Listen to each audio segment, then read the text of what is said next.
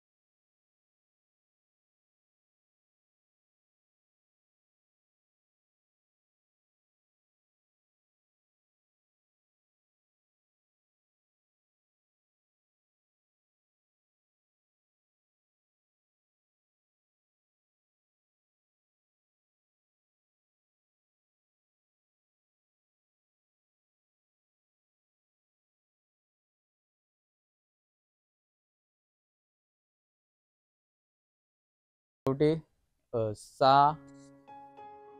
6 ते 7 आपल्याला थोडं मेडिटेशन करायला लागतं. त्यानंतर 7 ते 8 प्रवचन होतं.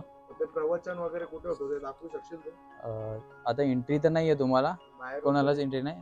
हां, तो धम्मा हॉलमध्येच होतो, जिथे सामूहिक साधना होत्या त्याच्यामध्येच प्रवचन होतं. तिकडेच प्रवचन झाल्यानंतर 5-10 मिनटाचा ब्रेक भेटतो. 5 मिनटाचा ब्रेकच्या नंतर अर्धा तास मेडिटेशन होतं. आणि मेडिटेशन झाल्यानंतर ज्यांना काही प्रश्न विचारायचे असतील तर ते त्यांना विचारायचे, काही प्रश्न असून देते. आणि आपल्याला काही प्रॉब्लेम असतील तर त्यांना आधीच सांगायचे. काही ते काय त्रास असेल, काय असेल, कोणता पण त्रास असला तर ते आधीच फॉर्ममध्ये सांगायचं की बाबा त्रास आहे किंवा नाही आहे, किंवा काही असेल ते तुम्ही कोणत्याही प्रकारचं व्यसन करत असाल, नसाल करत, ते त्याच्यात लिहायचं. पहिले टिक करून सांगतात. आणि ते व्यसन जरी करत असाल, इकडे यायच्या 15 दिवस आधी सोडायचं. नाही सोडलं तर इकडे आल्यावर तुम्हाला त्रास होणार म्हणजे होणार. तो व्यसन करणारा जो होता, तो प्रश्न घेतला होता मी. तसंच एक साधक आलेला, एजेड होता. तो व्यसन सोडलं नाही, तसंच घेऊन आलेला. 15 दिवसाच्या आधीच नाही, तो सोबत लायटर सिगरेट घेऊनच आलेला. इथे याला 2 दिवस बसला.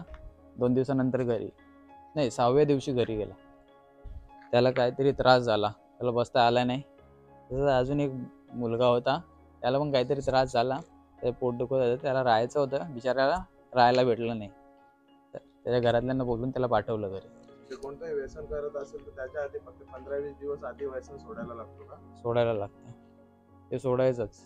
नाही सोडलं तर इकडे आल्यावरती त्रास होतो.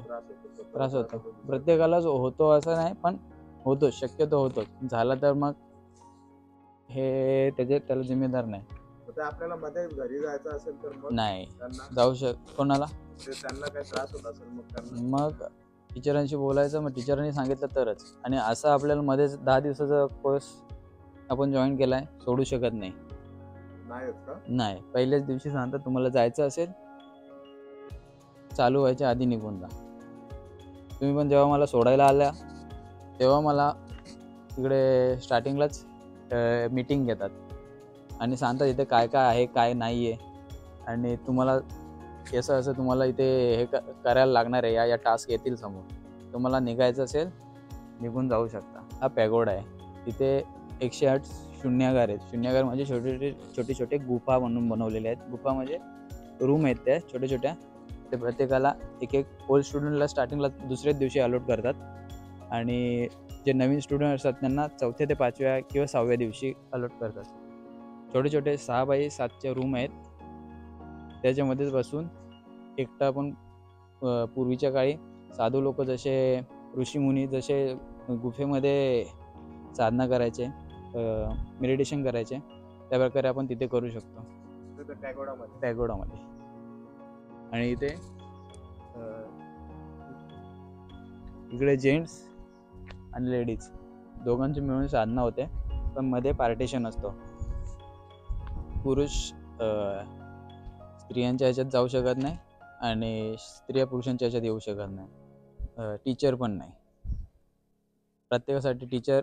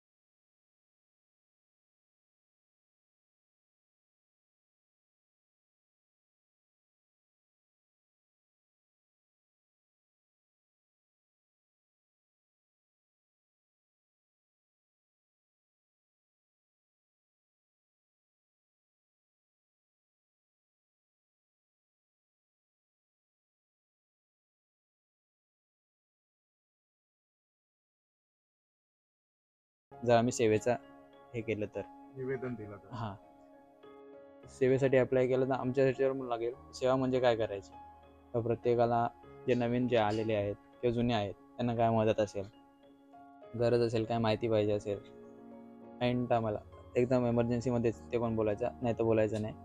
जर लागत असेल तर त्यांना ती मदत करायची. सकाळी उठवायला जायचं. उठवण्यासाठी पण ते बेलचं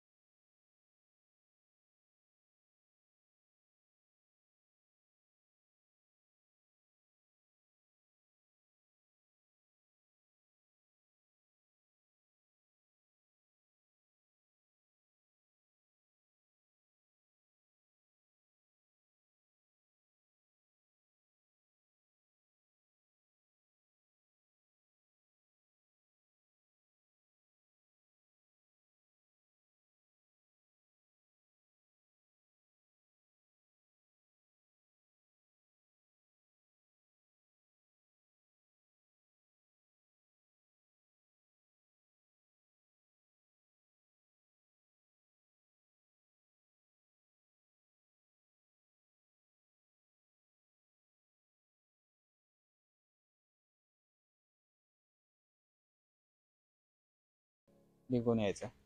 रोजचं शेड्यूल तोच आहे. सकाळी 6 ते 6 बोलते. सकाळी 4:30 ते 6:30 पर्यंत आपण इथे मेडिटेशन करू शकतो. ते पण गुरुजींच्या टीचरच्या आज्ञेनुसार. तर टीचरने सांगितलं हॉलमध्येच करायचं, तर हॉलमध्ये करायचं, नाहीतर मग इथे करू शकतो.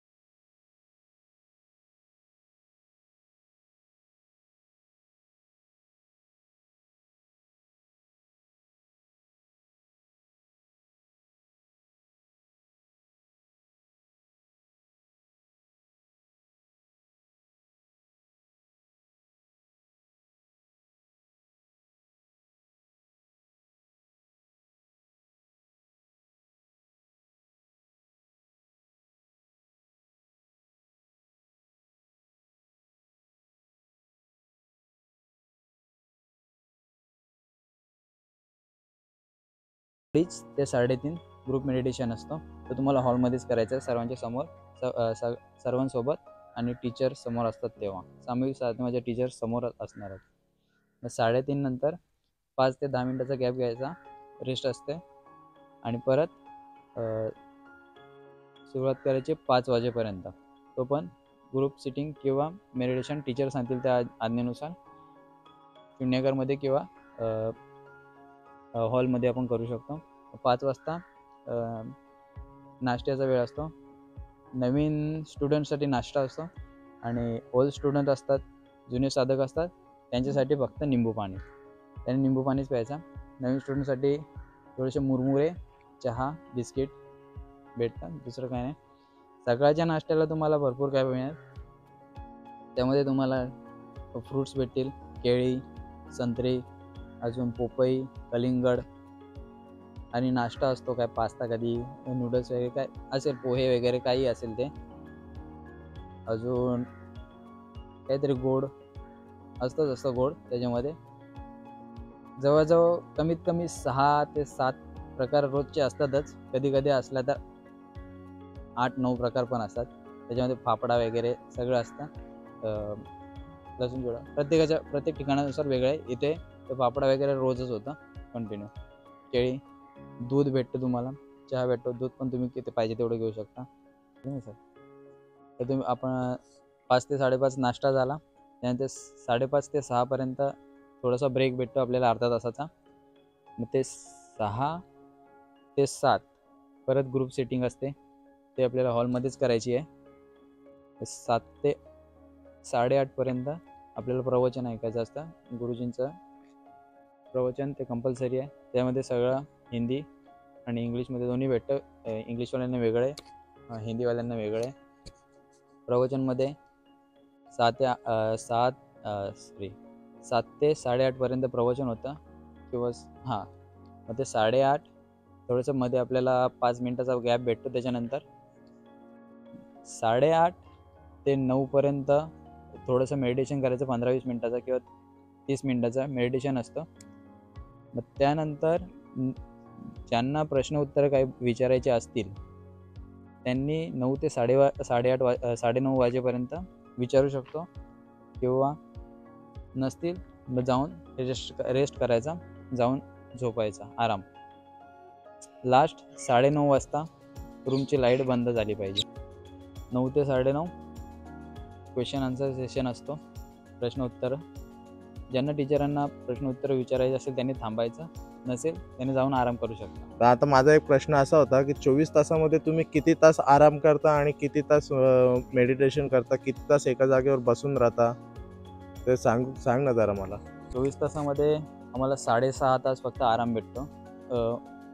पूर्ण 24 तासातला 6.5 तास म्हणजे रात्रीचे आणि सकाळचे मध्ये 1-1 तासाचे भेटतात ते वेगळे.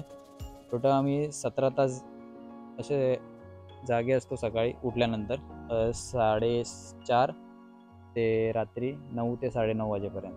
टोटल आम्हाला कंपल्सरी 10 तास 20 मिनिट ते 30 मिनिट, 10.5 तास म्हणजे कंपल्सरी आम्हाला दिवसातून. एक दिवसात 24 तासामध्ये 10.5 तास मेडिटेशन करणंच आहे, मांडी घालून बसणंच आहे.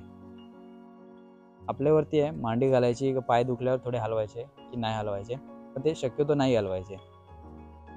10.5 तास कंपल्सरी मेडिटेशन करायचंच आहे. जर इथे कोणाला यायचं असेल, कोणाला ॲडमिशन करायचं असेल तर त्याच्यासाठी काय कसं बुक करायला लागतो, काय काय इकडे येऊन हे करायला लागते का ऑनलाईन काय साईट आहे त्यांची? अप्लाय करण्यासाठी तुम्हाला वेबसाईट पण आहे आणि त्यांचं ॲप्लिकेशन पण आहे पर्सनल विपासना मेडिटेशन करून. त्याच्यामध्ये जाऊन पण तुम्ही कोर्स जॉईन करू शकता आणि वेबसाईट पण आहे www.wahini.dhamma.org. या साईटवर जाऊन तुम्ही अप्लाय करू शकता. तुम्हाला हिंदी, इंग्लिश ऑप्शन भेटतात.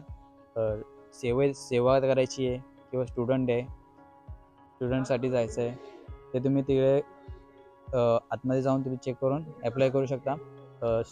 त्यामध्ये पण तुम्ही ओल्ड स्टुडंट असाल तर तुम्हाला पॉवर्स असतात, तर तुम्ही 1 दिवसाचे करा, 2 दिवसाचे करा, 3 दिवसाचे करा किंवा 6 दिवसाचे, 10 दिवसाचे.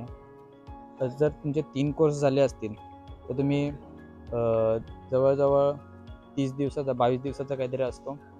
त्यानंतर 60 दिवसाचा पण असतो, तो 6 कोर्सच्या नंतर वाटतं होतो चालू. त्याच्यासाठी तुम्हाला वेगळे रूल्स असतात. 60 दिवसाच्या मध्ये पण भरपूर काय काय आहे. त्याच्यामध्ये आपण वाचन पण करू शकतो.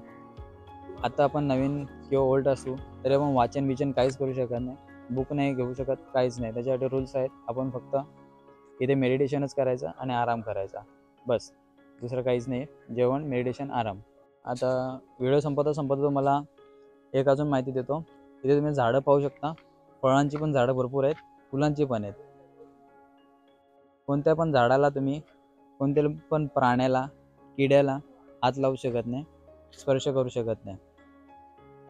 तर फूल जरी इथे समोर पडला असेल खाली, तर पायाखाली येऊ नये म्हणून त्याला साईडला काढायचं नाही. फळ पडला असेल त्याला पण साईडला काढायचं नाही. किडा असेल त्याला पण साईडला काढायचं नाही, हात लावू शकत नाही. तसंच आपण कोणी स्टुडंट असेल सोबत, त्याला पण आपण 10 दिवस स्पर्श करू शकत नाही. टोटल 11 दिवस स्पर्श करू शकत नाही. ज्या दिवशी आपल्या इकडून एक्झिट होतो 6:30 वाजल्यानंतर 11व्या दिवशी,